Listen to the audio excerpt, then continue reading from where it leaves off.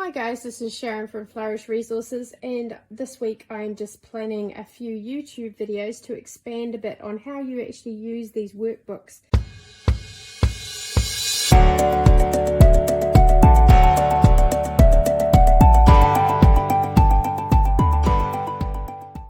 So there's a whole lot of different topics in these books that you could choose. So look through the book when you download it and just decide what topics you want to do. For us, we are quite casual in the first couple of weeks of the term, especially at the beginning of the year. So we don't tend to do a whole lot of math and hardcore English until later. So I wanted something light for these next couple of weeks. The kids are in holiday mode and it's sometimes challenging to get them out of that mode. I know that they're going to want to watch the Olympics anyway, so giving them their schoolwork as such to do while they're watching the Olympics doesn't feel like they're learning anything. They're having fun and they're doing learning at the same time. So make a plan of all the topics that you want to do. For me, I write things down. So I've written down a list of all the things that I want them to do. But you could do this just in your head as you print and say, right, I want page 5, or, I want to do this topic.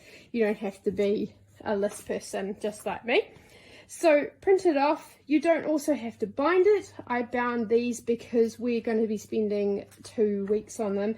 So I just wanted them all together in one place, but you can just do it as a single sheet and print off what you want to use all day, whatever works for you. So the first option of using these books is that you can just download it off the net. You can print out exactly what you want, or you can print out the whole workbook, and then you can just work through it. So give the child the sheets and they can either work independently or you can help them as you go along. There is a page of resources here that they can look up, and YouTube videos and science videos they can watch as they go. You can go down to the library and get your books and just basically leave them to it. Let them be a little bit self-sufficient with what they're doing and learning, and then you just check it every now and again. And that's one way to work through these books. That they are pretty self-sufficient for the older child, who it's got directions and guidance at the top with topics, but their flexibility on how they actually use it. So she could fill up this with all art and do a lovely timeline with curvy lines and pictures and everything else, whereas a writer may just want to write a rigid timeline.